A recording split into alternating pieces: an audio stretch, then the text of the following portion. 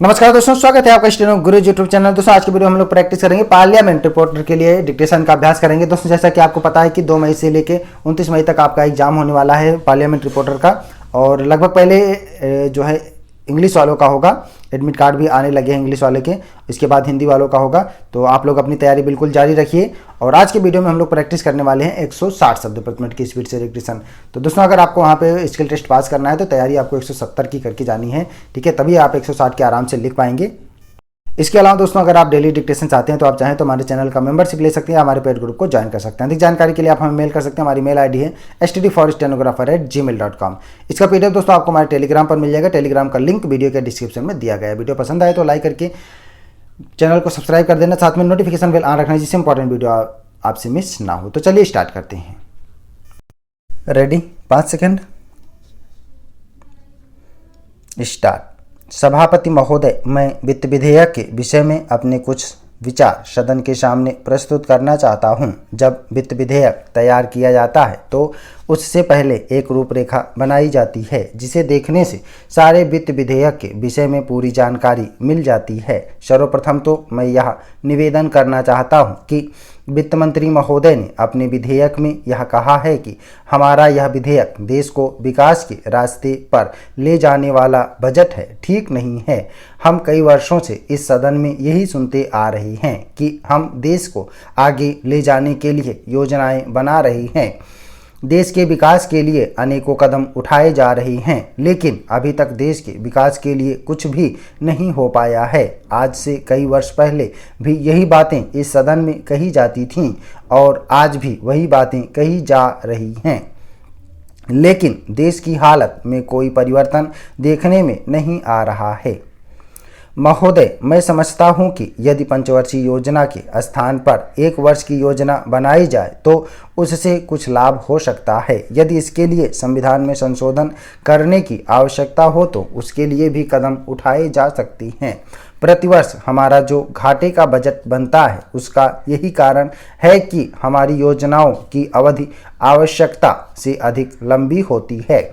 हम समय पर कभी भी यह निश्चित नहीं कर पाते कि हमारे देश में ये जो योजनाएं बनाई गई हैं उनको पूरा होने में कितना समय लगेगा तथा उसमें कितना धन खर्च होगा। कर प्राप्त करने की दिशा में भी सरकार को उतनी सफलता नहीं मिल पाई है जितनी की आशा की जाती रही है। हमारे देश में काला धन बहुत है जिस पर कर प्राप्त नहीं किया जा सकता है। साधारण जनता पर कर लगाकर सरकार सोच लेती है कि उसने अपना काम पूरा कर लिया है।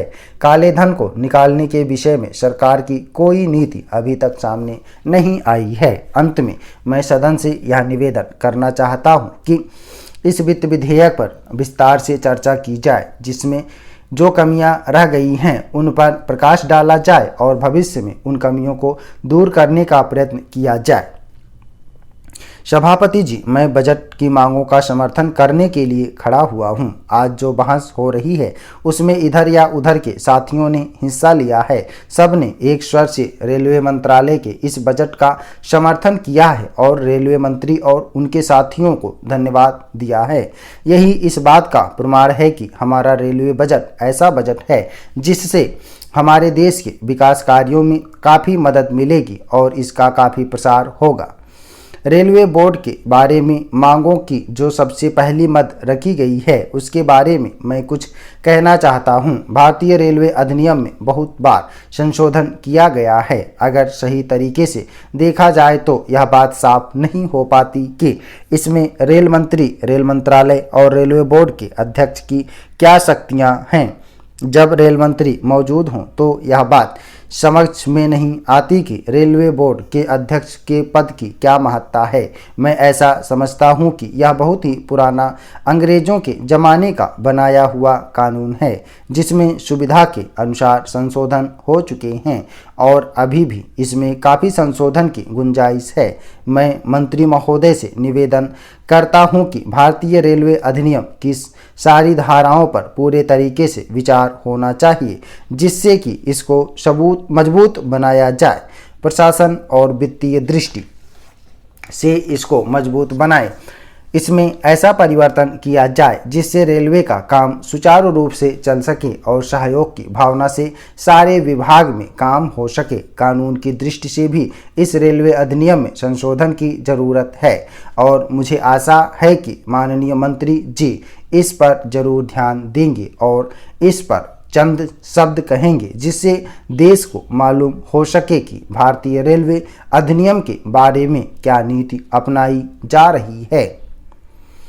महोदय, सारे देश में रेलवे में किराया नहीं बढ़ाया गया है। यात्रियों को आम तरीके से सुविधाएं दी गई हैं। जिस तरह से इस देश में रेलवे के अंदर अनुशासन लाने के लिए उन्होंने प्रयत्न किया है उसका बहुत महत्व है। इससे देश में बहुत मार्गदर्शन प्राप्त हुआ है। हमें आशा है और विश्वास है कि मंत्री महोदय के नेतृत्व में रेलवे का काम और अधिक कुशलता और तेज गति से आगे बढ़ेगा। सभापति महोदय, संसद में बहस चल रही थी कि देश में जो विद्वान लोग हैं, जो वैज्ञानिक हैं या जिनके द्वारा इस देश की उन्नति हो सकती है, उन लोगों के साथ कोई अन्याय ना हो। इसमें सवाल जांच का है। हमें किसी की प्रशंसा नहीं करनी है कि उन्होंने अच्छा काम किया है। उन्होंने बहुत अच्छा काम किया। सवाल यह है कि आपके विभाग में कृषि संस्थान की व्यवस्था में ऐसे क्या कारण थे जिनकी वजह से एक वैज्ञानिक निराश होकर इस संसार से उठ गया। हमें इसी बात की जांच करनी है। हम नहीं कहते कि भारत में किस प्रकार के लोग पैदा होते हैं। जो अच्छे लोग हैं उनको पूरा अवसर दिया जाए। हम किसकी वकालत करते हैं यह भी यहाँ पर कोई सवाल नहीं है। भारत के अंदर अगर कोई वैज्ञानिक आगे बढ़ना चाहता है तो उसकी प्रगति होनी चाहिए। कोई वैज्ञानिक है तो उसकी उन्नति होनी चाहिए जिससे देश की भी उन्नति हो। हमने देखा है कि कुछ समय पहले लोगों ने यह आवाज़ उठाई थी कि हमारी व्यवस्था बहुत गलत है। उसके बाद भी आवाज़ उठी थी कि इस व्यवस्था में हमें कुछ सुधार लाना चाहिए। हमारी व्यवस्था में कहीं कमजोरी है जिसको सुधारने के लिए जांच करानी चाहिए। हम यह नहीं कहें कि यह अच्छा है और वह बुरा है। यह प्रस्ताव इस बात पर सीमित हो गया कि हमें जांच करनी चाहिए कि व्यवस्था में खराबी है या नहीं। तब हमें अपने को उन्हीं बातों तक सीमित रखना चाहिए, क्योंकि सवाल यह नहीं था कि कौन सा वैज्ञानिक अच्छा है। किसी ने एक की प्रशंसा के पुल बांध दिए तो दूसरे ने उसकी बुराई की, यह नहीं होना चाहिए। प्रस्ताव यह था कि भारत में अपने देश के विकास में लगे जो अच्छे लोग हैं उनको राजनीति का शिकार ना बनाया जाए। इसलिए कृषि संस्थानों में वैज्ञानिक अपना विकास कर सकें और हमें उनके बीच में नहीं आना चाहिए। कभी कभी राजनीतिज्ञ हर जगह टांग अड़ाते हैं, लेकिन साथ ही मेरा यह मत है कि वैज्ञानिक को भी इतना कमज़ोर नहीं होना चाहिए। स्थितियों का, समस्याओं का डटकर मुकाबला करना चाहिए। अगर वह समझता है कि आत्महत्या करने से देश सुधर सकता है तो गलत है। देश के वैज्ञानिकों को चाहिए कि वे स्थिति का मुकाबला करें। अध्यक्ष महोदय, माननीय सदस्यों को यह जानकर बहुत प्रसन्नता होगी कि जब से मैं कृषि मंत्री बना हूं उसके तुरंत बाद ही मैंने एक योजना कृषि मंत्रालय के साथ बैठकर बनाई है। कृषि मंत्रालय के साथ पूरा सहयोग करके यह निर्धारित कर रहे हैं कि एक साल के अंदर अनाज के मामले में हम आत्मनिर्भर हो सकें और यह साल हमारे काम में प्रगति होती रहे। मैं समझता हूं कि यह योजना इतनी सफल होगी कि हम अनाज के मामले में अवश्य ही एक निश्चित अवधि तक आत्मनिर्भर हो जाएंगे। यह बात सही है कि समाजवादी देशों में पूंजीवादी देशों के मुकाबले मूल्य वृद्धि कम हो रही है। इस संबंध में मैं यह निवेदन करना चाहता हूं कि यह बात नई नहीं है बल्कि बहुत पुरानी है। सारी दुनिया में मूल्य व्यवस्था दो प्रकार की है। एक व्यवस्था तो पूंजीवादी देशों में है जहां एक प्रकार की व्यवस्था चलती है। दूसरी व्यवस्था समाजवादी देशों में है। जहां समाजवादी व्यवस्था है वहां पर दूसरे ढंग की व्यवस्था है। यह कोई ऐसी बात नहीं है जिसे हम सब लोग ना जानते हों, परंतु इस चीज़ का किस तरह से हम लाभ उठा सकें इसका प्रयत्न हमें करना चाहिए और वह प्रयत्न हम कर भी रहे हैं। महोदय, आप जानते हैं कि समाजवादी देशों के साथ हमारा कितना नज़दीक का और मित्रता का संबंध है। यदि हम उनके साथ आर्थिक सहयोग करके अपनी अर्थव्यवस्था को सुधार सकें तो हम उनके साथ अवश्य ही संबंध स्थापित करेंगे। देश में समाजवादी व्यवस्था कायम करने के लिए सबसे पहले यह आवश्यक है कि नागरिक वितरण व्यवस्था को मजबूत बनाया जाए। यह हम लोगों ने अपनी तरफ से निर्णय किया है कि इस देश में नागरिक वितरण व्यवस्था को अस्थायी बनाया जाएगा।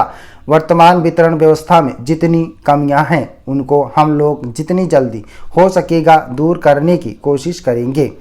अब तक नागरिक वितरण व्यवस्था को योजना का अंग नहीं माना जाता था, लेकिन अब हमने तय किया है कि इसे भी योजना में शामिल किया जाएगा। कुछ सदस्यों ने यह मांग की है कि भ्रष्टाचार के खिलाफ कठोर कदम उठाए जाएं। मुझे प्रसन्नता है कि सदन की यह राय है कि मैं भी इस बात का समर्थन करता हूं। मैं आशा करता हूं कि जब भी ऐसे कदम उठाए जाएंगे तो किसी को आपत्ति नहीं होगी।